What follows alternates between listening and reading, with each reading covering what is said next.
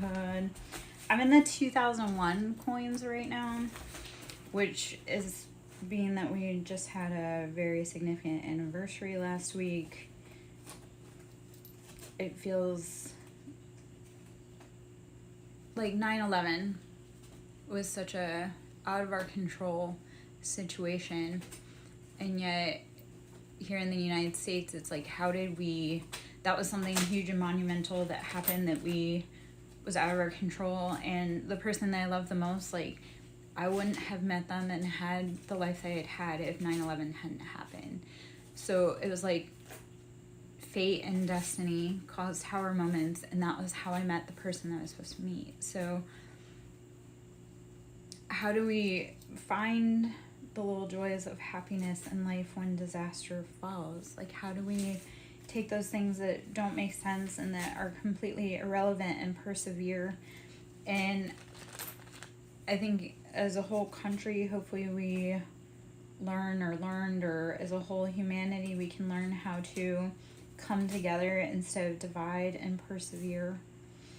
That's truly the only way, is uniting. Like the people in charge that are so huge, they really have no power because there's more of us compared to them. So if we all stood shoulder to shoulder and said, hey, I'm not going to accept this tyranny, they wouldn't have much of a fight. It's like today I made the comment of, and this was a post I had seen on another social media site where she had said, hold the labor, not the line. So if you truly want to send a message to someone, like say your boss, coordinate with your coworkers to withhold labor. They can't run a business without the labor. So it's the same with women. Men can't do what they need to do without women. So if women are not being treated properly, we need to stand shoulder to shoulder, band together and say, you know what, even if it's only 24 hours, I'm not working. I'm not answering the phone. I'm not working. I'm not doing housework. If we all did a peaceful stand-in or stand out and just said, you know what, we don't have to resort to violence, but we do need to be better taken care of. So we're not doing the labor until our needs and demands have been met. And that's with anything, with any situation. Like, both sides of the fence aren't getting what they need if the relationship isn't harmonious. So yeah, don't let those with false authority keep you stuck and stagnant. Use your resilience to stand with others, or use your resilience. Just use your resilience. I'm the queen of standing alone. So I've learned that, you know what? I don't care if I've got anyone else with me. I'm with me. And I don't know. Be brave enough to stand alone. I had to have that conversation with someone that was in a codependent relationship, and they were whining about their situation. It's like, you choose that every day when you go home to that person. You choose that. Be brave enough, even if when you move with the right intentions, the pathway will line for you. So like, when you're brave enough to stand alone, the universe will support you. Like, on my journey, I was brave enough to completely separate from every family, friend, stand alone, and it was hard as hell, and everybody showed me that they didn't appreciate that, except for the universe. And I didn't know it every time. I didn't know how it's going to work out. That's the other thing. We don't know how it's going to work out. You have to be willing to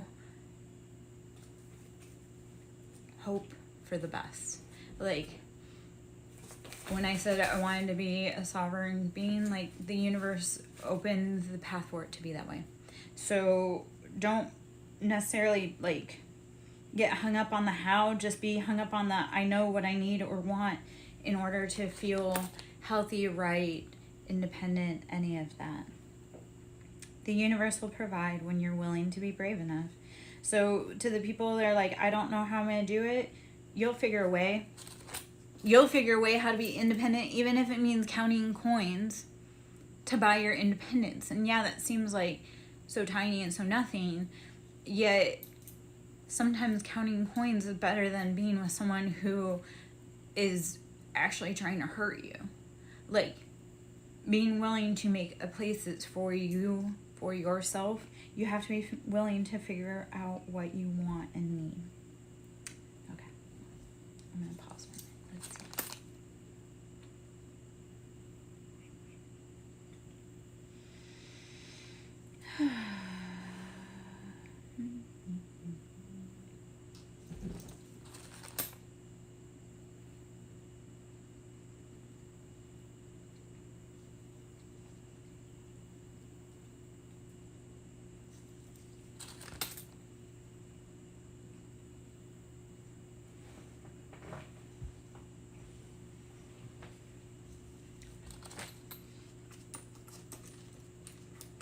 Let's see.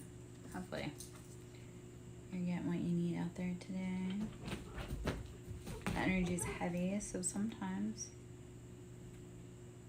actually for the last few years, there are days, moments, hours that I prefer no noise other than the noises of the house, because that never ceases.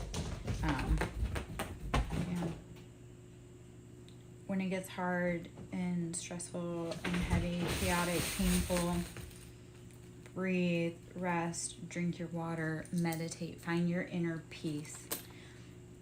If you want to use like an old fighter stance, like, your enemies should not, like, you shouldn't be worried about being in a room with your enemies. Your enemies should be worried about being in a room with you. Because if you've made it this far in life, you're going to be a fighter. But you have to be able to tap in and quiet your mind and be calm and gather your thoughts before you oppose them. So cultivate being able to drop into peace and meditation when you're calm. So that way, when you're distressed, you can better pull that feeling into place. Like, the biggest part with our manifestations, we must feel it within our body. Anything with our intentions, we must feel it within our body. So if we need to be able to calmly cultivate moments in chaos, we need to be able to feel it in our body when we're calm and we know what it feels like. Because once you can feel it once, you can reproduce it. So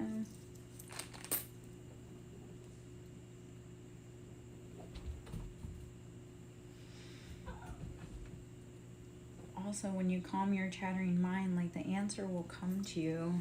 Even if you can just calm it for 3 seconds, like, an answer will come to you that you need. So it's beautiful. Your brain really is a supercomputer with all the answers. You just need to be able to clear the codes, like the path for the codes to be able to travel down.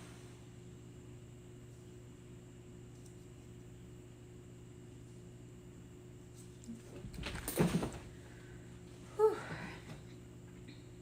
One of my coworkers is being spicy, so I'm not. Of course, we live in the woods, so goodness knows what winged insect creature has come in to join us. And while they're apex predators, they actually tend to be more just, they're lazy apex predators. Like, they want the chase, but they don't actually engage. So sometimes I can watch multiple cast members pass over a bug that I have to take care of, and I'm like, bro, you have claws and teeth. Why do I have to handle your light work? Oh, you just wanted to play. So I don't know if any of that makes sense.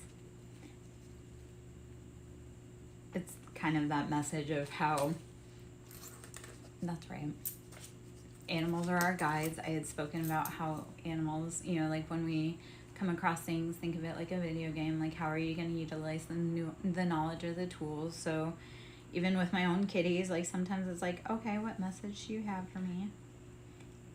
apparently Abel's message is, play, keep your skills sharp, keep honing, but you don't actually have to do the work unless you need to do the work. Someone else is there to help you or do it for you. You are free to roam and create and play. Act like it. You've worked really hard for it. Make your life the most beautiful that you want, because it's your life and no one else is going to do it for you. That's the other hard part. If you want something done, you literally have to do it because no one else is going to do it for you.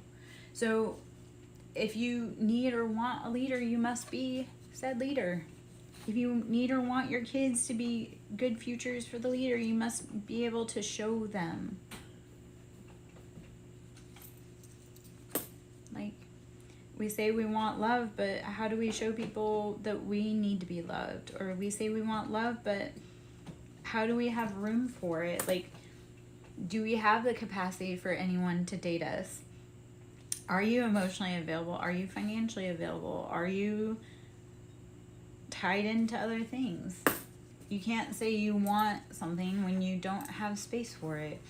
An example of this was one of my partners, again, had a codependent relationship. But it was like, how am I supposed to fit into this life if there's no room for me? Like, it's not us building a future, it's us and this other person. And I worked really hard, and that is the other notion.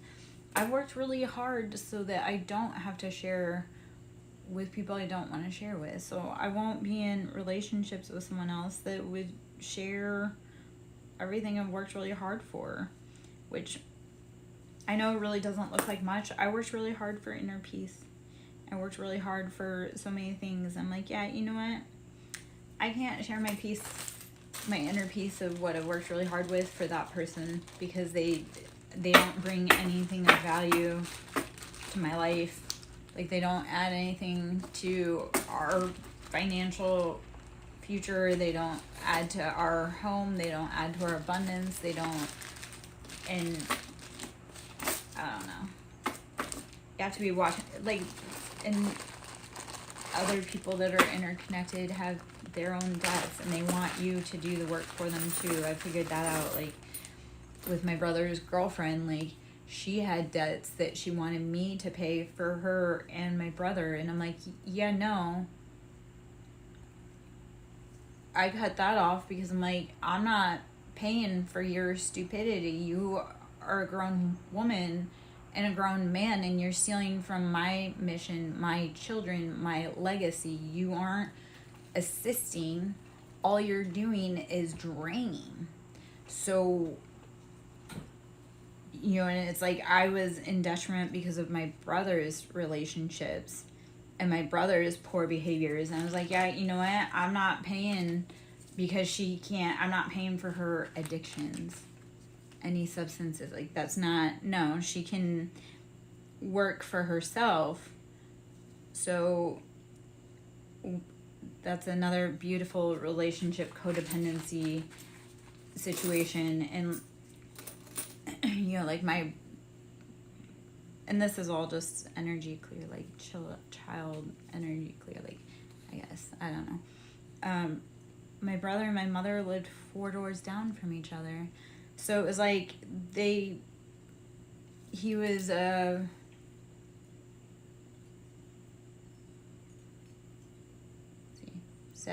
54-year-old man that his mom couldn't let go of the cord. Like, and that was both ways, because if my brother truly wanted to be independent, he's a grown man and he could have made that happen. I was a grown woman and realized my mom had a cord to me that I didn't want, and I moved myself up across the country. So we are not the same. I was brave enough to not be cowed by her and let her keep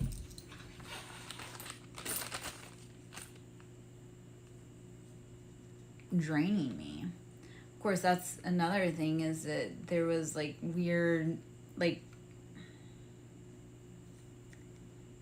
my brother wanted to be a 50-some-odd-year-old 5-year-old that had women and children fawn and dote on him when he was stealing and exploiting and hurting the women and children that he wanted to dote and fawn on him. Like, he was a grown man taking money and not paying me back when I was a single mom and had children. Like, because he has gambling addictions and drinking addictions and sex and porn addictions. Like, he was stealing from my children and I and never paying me back, yet thinks he's like a parade should be made for him. No. Men that steal from women and children when they're supposed to be providing, protecting, and leading women and children, yeah, you're the lowest of the low. Like, if you're a grown man and you're stealing from a woman that has children, you need to check yourself, because you hate women, apparently. And that's your bag to unpack, and I don't care. But don't say that you love someone and then steal from them, steal from their kids. That's not love. You're a man. You're supposed to provide. You can say that's outdated, but I don't know. This world is crashing really hard, and the men are about to end up losing their reproductive rights because they don't treat the women right. So I don't know. Like, the country's not going real well because we have too many men wanting to be women and too many women wanting to be men. And honestly, is that really working? Or do we need to sit down and heal our mother wounds and our father wounds and just our earth wounds? Like, we've been doing too much damage. I just posted a video about how the earth is a huge MRI magnet, and anyone that works or has worked in medical imaging or MRI or just the hospital, if you've ever had to go into MRI, like, there's a huge precaution. Like, there are certain levels that they screen for safety because it's too dangerous. And the earth and the MRI magnet is the same. When things are being sucked in, they're too dangerous. That's like your heart as well. When things are sucked in, they're too dangerous, and they're going to compromise the integrity and the safety of earth, the MRI magnet, or our cells. In the hospital, there's an emergency stop button that reset, like, it just halts, resets, stops, because it literally will keep sucking whatever can damage it in until it stops, or you stop it. And that's what earth, that's what's happening. It's like earth said, you know what, you've gone too far. The women have said, you know what, you've gone too far. This stops until we're heard. So you can keep pretending like it's all okay, or you can keep going, but it only gets worse from here, because, like, the earth will start doing things to heal itself. Just like as humans, we do things to heal ourselves. Like, we burn away all the pain within our body until we don't feel it anymore. That's how we use fire and alchemization and the phoenix to heal ourselves and to hurt ourselves. We light that flame within us until it consumes so bright. Well, the earth is doing that with wildfires. When we're super tired or super sad, we drown ourselves in emotions and tears. That's our waters, our cups. Like, how are you, and how is Mother Earth taking and drowning away your tears, washing away anything that's been a scourge on your life? You've got pentacles, that's pentacles, that's money, that's finances. Did you take and did you bury yourself? Did you try to bury someone else? Like, has that been productive? Do you have anything to show for your castle? Or did you do it because you wanted to do it out of ego, and you lost everything that you love to build pentacles? And then air.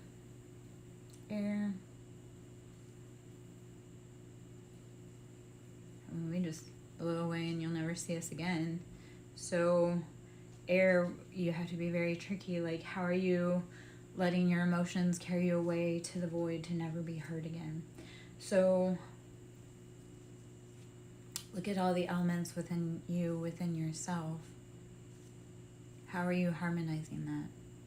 How are you changing on a cellular, molecular level and releasing or changing, growing, adapting?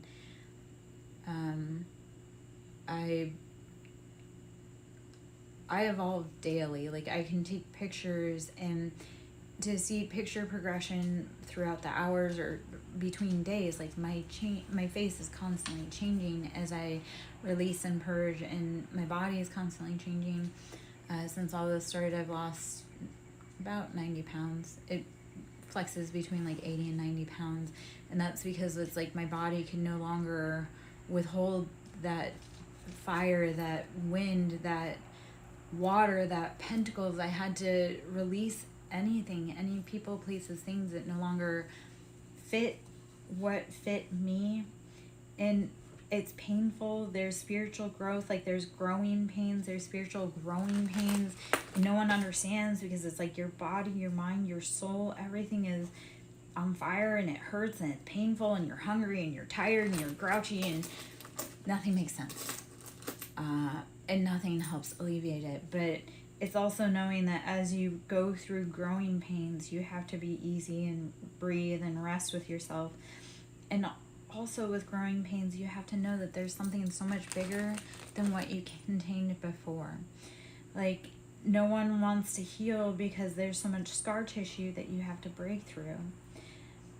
And I had this with actual physical scar tissue. Like, I was healing my body, and as I healed my body and my soul, my scar tissue actually, like, it pushed through and expanded, and it became less hard, and it was a keloid scar. And as I've gone through that healing, as I've pushed through the pain within myself, like, that scar tissue has broken up.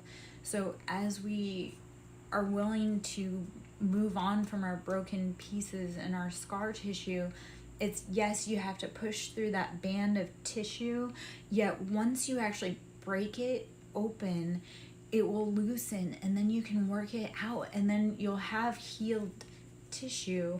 You'll have more expansive, more flexible, supple tissue. It's challenging, and yet if we all want to grow, learn, thrive, survive, make it as a society and humanity, we need to be willing to push through the pain of the past to release ourselves. When I had my court date, this quote came up, and I wrote it down while I sat next to my lawyer, and it's like, free your mind and the rest will follow. Like, as you start releasing your mind from the internal cages, internal prisons, the guilt, the shame, the patterns that other people have placed upon you, you'll start releasing your body from the places that hold you captive, that make you unhappy, that make you feel sick.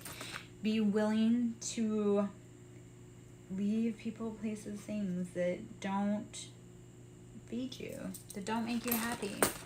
And you know what? Fight for the things that do make you happy. Fight and build and love and persevere for the things, people, places that do make you happy and that do fill your cup. And biggest of all, fight for you. You're worth it. I had a quote that was going, and it was just following me for a little bit, but it was one that I needed to use at the moment. Like, I am worthy because I am worthy. And you can fill it with I am worthy of love because I'm worthy, but you don't have to put anything in there or feel guilty or specify why you're worthy of it. Like, you don't have to say I am worthy because I am worthy because this. No, like, you're just straight worthy. Act like it. You are worthy of being loved. You are worthy of being wealthy. You are worthy because you exist. Like, your whole existence is already paid for. It's in your soul contract. You've already paid for this existence. You already have done the hard work. Your job now is to lean in, learn from the experience, grow, expand, and do better. Like, we can only do better with the information that we have right now in front of us. So the past can't be changed. The present is yet to be written based upon the moments that are here right now. So the only thing you can do for what you want in the future is act right now. And not overthink about what you have to do going forward. And not overthink about what happened in the past. Just do what you need to do right now. Even if that means sighing heavy. Even if that means unclenching your shoulders. Do what you have to do right now to feel relief.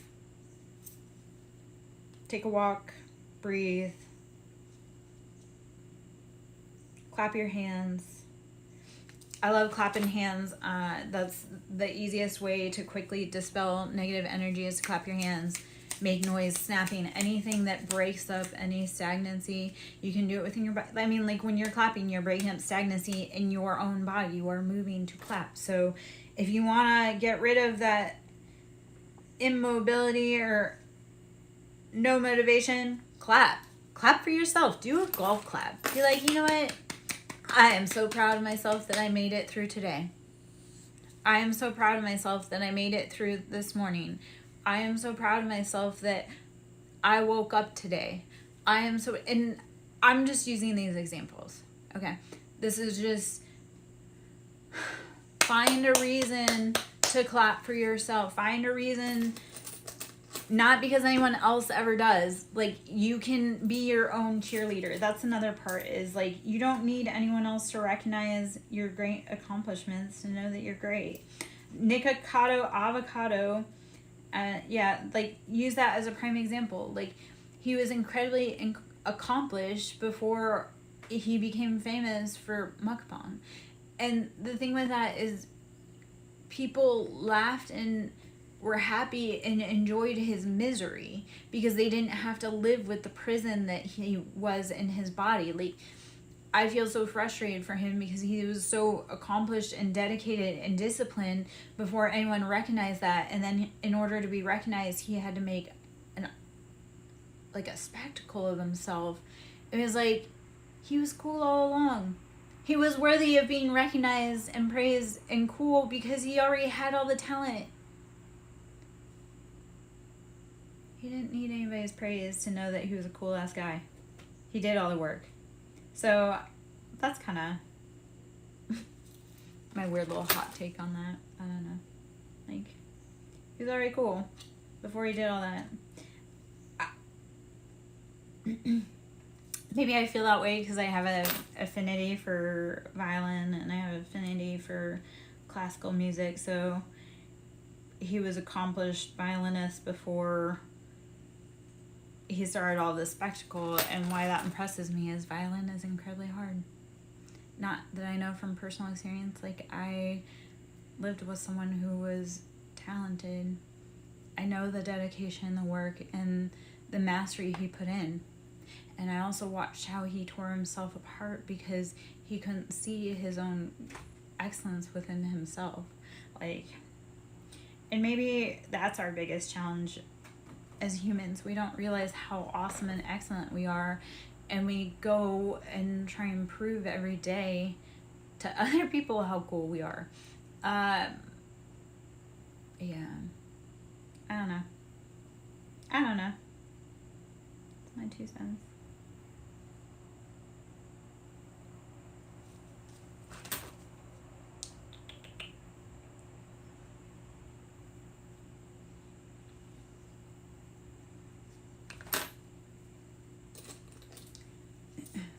Also, the challenge with the one who was just, he was good at everything. I mean, he was good at everything because he worked so freaking hard. Yet, I matched his vibe. So I am just as critical of myself at things that I'm really good at, that are huge talents that I need to recognize my own beauty and divinity and give myself grace for not being perfect and human. So